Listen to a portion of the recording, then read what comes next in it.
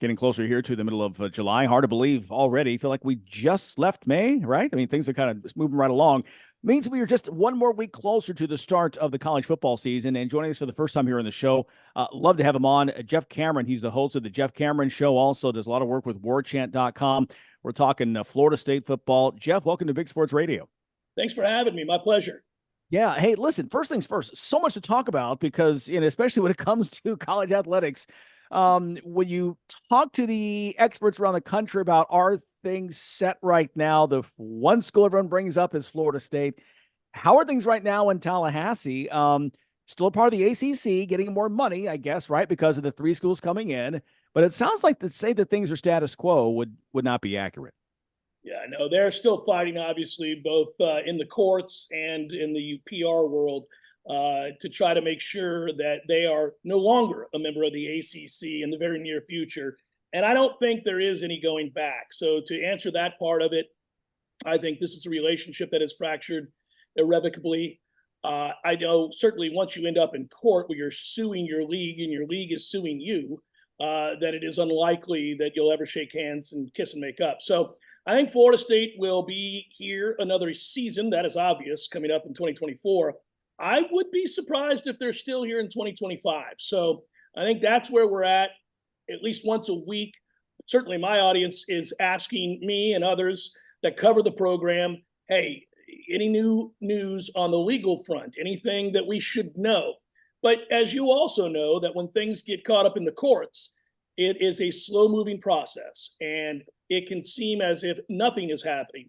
The biggest news, as it would affect Florida State on that front, has been so far, both judges in the North Carolina court and the judge in the Tallahassee and Leon County court have said that they would like to see this go to mediation.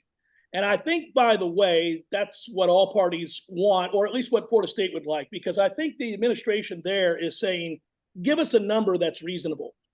What is that number?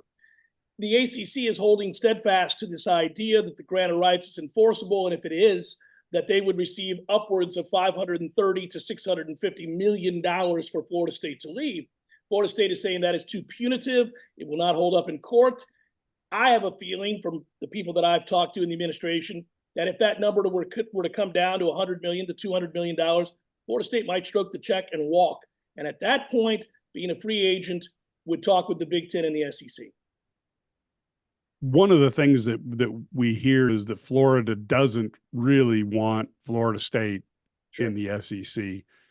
That seems to make the Big Ten the logical place for both schools. Great opportunity for Florida State, great opportunity for the Big Ten to get into Florida and the Southeast. Is that the most likely scenario? And is Florida State have the leverage that maybe it forces the whole ACC to have a domino effect that then leads to the next massive change in college football? It's an interesting discussion because it's so nuanced. I think that the reason the ACC will fight this to the hilt is their existence is on the line, as you're alluding to. So if Florida State leaves and Clemson leaves, say goodbye to the conference. There'll be a blueprint for how to get out. And at that point, North Carolina leaves, Virginia leaves, and you can say goodbye to the ACC as it's currently constructed. There's a 2025 look-in for ESPN in the ACC contract that was conveniently not talked about by Commissioner Phillips and others publicly when they were enforcing the grant of rights deal through 2036. Well, the reason that that's so important is that ESPN still views the ACC, I believe, as an asset, a less valuable asset than the SEC. But there are, at this point, a few obviously iconic programs within the ACC. If they are to leave, then you would think that they enter into the warfare between Fox and ESPN, which Fox is the Big Ten, ESPN is the SEC. I think most of this fan base would love to join the Big Ten. I think they wink, wink, nod, nod, have an offer to join in one of the two leagues, or they would not have so zealously moved forward with their lawsuits. I also think that ESPN would likely, once it becomes apparent that this is an unwinnable battle for the ACC, would then have to reconsider. So, for example, Florida's objection to Florida State getting into the conference is irrelevant. because they've broken their handshake deals from yesteryear time and again, and most recently with Texas and Texas A&M. A&M joined. They wanted to get out from under the umbrella of Big Brother Texas, joined the SEC, thought they had the roadmap, and then the SEC went, yeah, we want Texas anyhow. Sorry about that, guys. Yeah. So Florida's frustrations, whatever they may be, really are irrelevant if this is a fight over assets. And if it's a fight over assets, if you're ESPN, this is my opinion, I don't know this to be the case, why would you allow the Big Ten to plant a flag in your backyard by grabbing two of the most iconic brands in all of college football, Florida State and Clemson? If you let the Big Ten do that, and I'm fine either way, I don't have a dog in the fight in this regard, I just want out of the ACC personally. If you allow the Big Ten to now be coast to coast, which is obviously Southern Cal, Washington, Oregon, all the way down to Tallahassee, Florida, and into South Carolina, and what's to stop them from grabbing North Carolina as well? And, at that point, what you're losing the battle would be my argument for ESPN at that point. The Big Ten will have surpassed you in every way, also financially, and is the much bigger conference at that point. And, you're just a quaint little conference, if you will, or a big quaint conference, however you want to say it. But I think that they'll put up a fight. And I think all personal frustrations that people feel that go back a long ways within this state, within those two leagues, et cetera, kind of gets put aside in the interest of business. Great points. Talking with Jeff Cameron, host of the Jeff Cameron Shows. We're discussing Florida State and their future. Jeff, I gotta be honest, you have been as definitive as anyone we've talked to about their future, about that it's short-lived. I mean, everyone says, like you said, the GOR, it's 2036. And, and I agree with you as well. I think because there isn't verbiage out in the atmosphere, the stratosphere that well, Stanford and Cal and SMU come, so it's all done. No, it's not. These conversations are going on, if not daily, then 3 times a week. And you're a fool to think that that's not the case. And again, I'm not trying to call anybody a name, but that's just reality. And so I think you're right that clearly there have been conversations somewhere. And another expert we spoke with several months ago, they said the same thing. They said, listen, Florida State's not getting out unless they already have a place to land.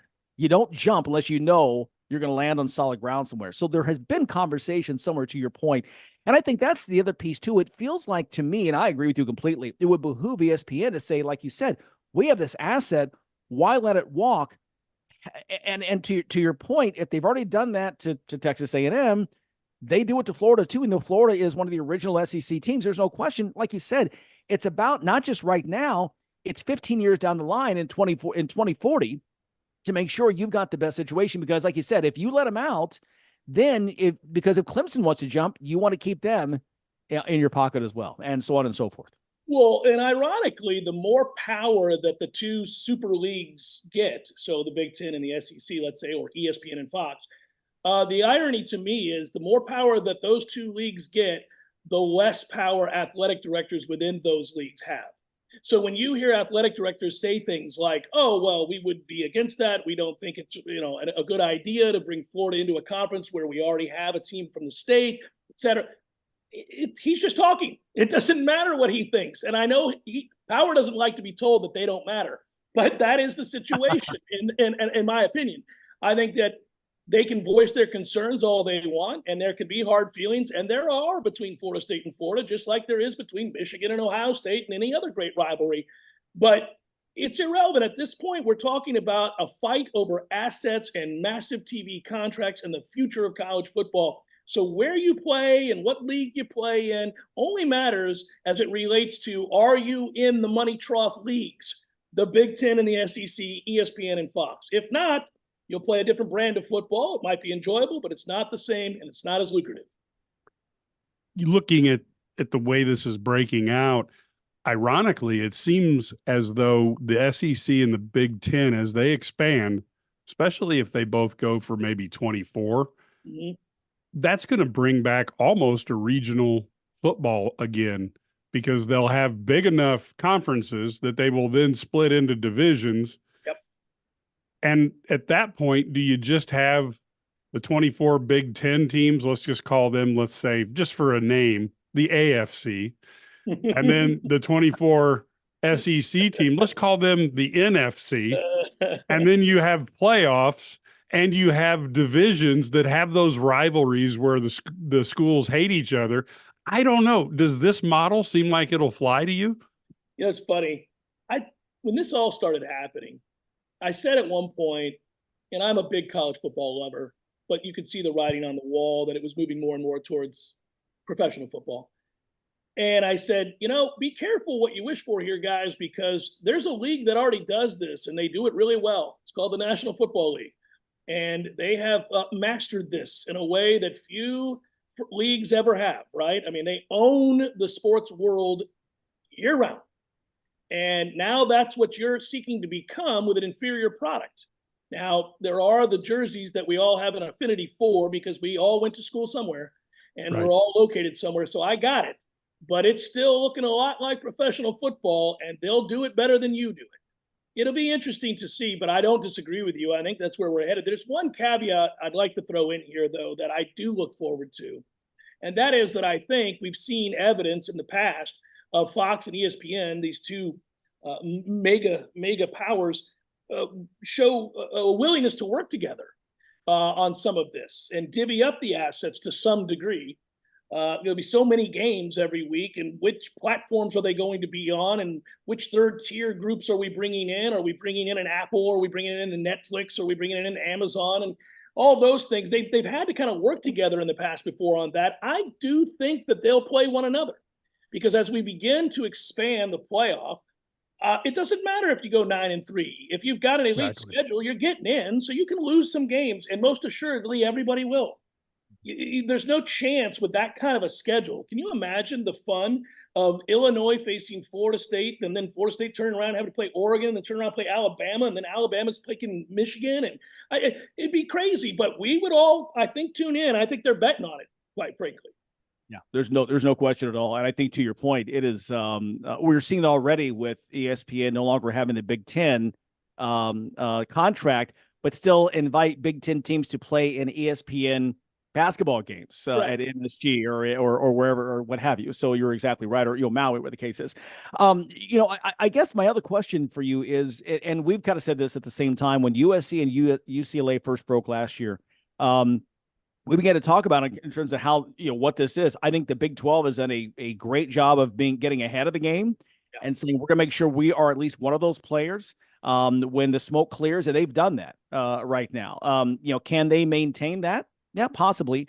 I think that's the other piece too, is that, to your point, once Florida State does break away, my question one, do you know, there's been talk of possibly some private equity money being used for Florida State. Is that still part of the mix there? And if so, if it happens one place, it could happen several places, to where if they choose, some may choose, we'd rather go to the Big Ten over here. And we could wind up here in 5 or 6 years, to your point, having a couple of 24-team super conferences and everyone else just kind of playing along on Saturdays. I think the private equity stuff got brought up almost as a response to the ACC's rigidness and unwillingness. This is before the courts, right? This is before it ended up going to the courts. You first heard the whispers that private equity could be a part of this. And I think the reason was that the sum was so astronomical that the ACC was leveraging that sum by saying, you can threaten, you can rattle the gates all you want, but you're going nowhere. Florida State's response and others' response has been, oh, there's a path, sir. There's a path. We'll find the money. If we have to go, we'll go, and we'll go get this money by hook or by crook. It's an uncomfortable discussion, though, when you start to go down that road, for a lot of reasons. We see it with LIV now and the things that's happened in professional golf. I hope this is not where we're headed. But that said, I think that was the retort, that you don't have us as cornered, this is Florida State's standpoint, as you think you do. We have people who have reached out and would be willing to help us because they see a financial gain down the line. They're obviously not doing that for their health. They're doing that, obviously, to make a profit. But that's what I think that was. I don't think Florida State wants to go that route. I don't think they will go that route. I think this will be settled at some point, and there will be a number, and Florida State will write the check for that number. I think if you go back and look at what happened with the Pac-12 dissolving, and you go read through the mismanagement of that and what ended up happening, and you saw that for some of those schools, they were given aid, for lack of a better term, to leave. We've seen this with the SEC helping Texas and Oklahoma with the financial burden of leaving. I think it's in Fox and ESPN's best interest, if we're fighting over assets, to assure that we accrue said assets in any way that we need to, which might include financial help. Yeah, and if you want to actually make sure the ADs have very little actual say in what goes on, bring in private equity. And when you owe those gentlemen money, you don't get to be a billionaire by losing money, and they will very quickly exert influence. And for the first time ever, ADs will have to worry about the expense side of the equation. And I don't think they'll enjoy that at all. Ruthlessness. And it's funny, there's a lot of uncomfortable conversations sitting around all of this seismic shifts in college football that we're talking about. One of them, though, I really love, and each time I hear about it, it makes me smile. It's this idea that you could have athletic directors and coaches and school presidents deposed. They don't like to be deposed. People who work television contracts behind the scenes with friends on high don't want to have to give testimony under oath. And I laugh every time it comes up. I'm like, oh, please let this happen. Please allow, chancellors and the like to have to sit in a room under oath and answer questions. I'd love to see that. Before I let you go, and boy, I hate to even let you go because it's a great conversation, but unfortunately, time rules. Curious if you were to look in your crystal ball, 3 years out, 2027, what do you think, as we stand right now in June of 2024, what do you think will happen? Florida State leaving, Clemson leaving, both winding up where, and how do you think this will shape out in the next 3 years? I've wrestled with it back and forth. I can't get past the idea, once again, that you have a team, an asset in your footprint in the SEC, that ESPN would allow for the Big Ten to plant a flag seems unimaginable to me. That when push comes to shove, and when we realize that it is happening, that Florida State is out, that Clemson is out, that North Carolina is going to follow, and the fight for these programs to make up this grand 48-team super battle that we're talking about between the two networks, I just can't fathom that they would allow the Big Ten to do it. Now, maybe they would. And at that point, listen, I can tell you this. The large percentage of Florida State fans, when engaged in this discussion, want to go to the Big Ten. They want to go to the Big Ten. There are many things they like about the Big Ten, including the money, but they hate the SEC. They've had to do battle with the SEC for recruiting, for PR, for recognition for so long. And then I can assure you that after the snub, as they viewed last year, there's a hatred for ESPN that you cannot fathom in this town. Amongst the alumni of Florida State, this is a separate topic. I'll just tell you, I'm flying over to Ireland to cover the game against Georgia Tech in week 0. I'm worried about how that's going to go with ESPN sending game day, and the face of the Big Ten, the face of the snub in the eyes of others is Kirk Herbstreit, who carried water for the network, that wanted to get Alabama in, et cetera. You know where this is going. And I worry. Fans are not rational. Yeah. Anywhere. Yeah. And they're especially not rational after 9 Guinness and getting to walk into a stadium after what just happened. I worry about how that's going to play out. But that's an aside. I end up thinking that Florida State will go to the SEC. The fans can gripe about that all they want, but geographically it makes too much sense. And if you think about it, where Florida State is, week to week in this community, if you're facing Tennessee, followed by Georgia, followed by Florida, followed by Auburn, I mean, how could you not do that? It's a huge boon for the economy of these cities. I just think they will. But they have a wonderful fallback plan, and that's not an insult, because I do think they have sort of a wink, wink, nod, nod understanding that the Big Ten would like them. And if things get as contentious as they have been, it may very well be that Michael Alford and Florida State say, you know what, we're going to the Big Ten. Have a good one. It's a pretty good problem to have, because a year ago at this time, the airwaves were littered with people saying that Florida State doesn't have a home. And I thought, well, that is absurd. If you look at the tier of television rankings, it's impossible to believe that you would not want a Florida State, or a Clemson for that matter. it's not arrogance. It's just reality of the market, right? I mean, we know how big the Big Ten schools are, how big the SEC schools are. Florida State and Clemson are viewed under that same realm. So they're going to one of the two. Long-winded answer. I think they end up in the SEC. No, that's perfect. It's a great way to close it. And I think that, maybe a two we may be discussing here in a few weeks or months or so, that we may be talking about, okay, well, what are the top 6 programs in the ACC once the water breaks, right? Once it all starts coming out, and where do they line up? And to your point, there may be a conversation down the line of Fox and ESPN saying, look, this is where we're going. Let's find a way to divvy this up, and you take these 3 and we'll take these 3 and we'll go from there. I mean, I think that makes the most amount of sense. I really do. I think ultimately they're going to have that conversation. So I'm fascinated by it, and we'll continue to monitor it. It's fun to talk about, and I'm really glad you guys had me on. Love to talk to you guys down the road and do it again. Have you guys on my show, something along those lines. But this has been a pleasure. Yeah, no, Jeff, we would love that. We have a lot of really great conversations. We've been very fortunate to have great guests, and man, you are right there at the top. This is one that we could go on for another 20 minutes. But then we could probably do more than that. We could probably talk for another hour and a half. But yeah, we really could. Well, let's definitely table it, and we'll come back again. If we don't talk to you before then, have a great trip to Dublin. But certainly, we'll be keeping in touch and talking very soon. Yes, gentlemen, thank you so much. Have a great day. Thanks. You too. Appreciate it, buddy. Okay, Jeff Cameron, once again, host of the Jeff Cameron Show. Also does a lot of work with warchant.com, and you heard right there, has got some great insight in terms of what's going on in Tallahassee and the future of Florida State athletics. Stay tuned. Watch this space. All right, we'll pay some bills. We're back after this.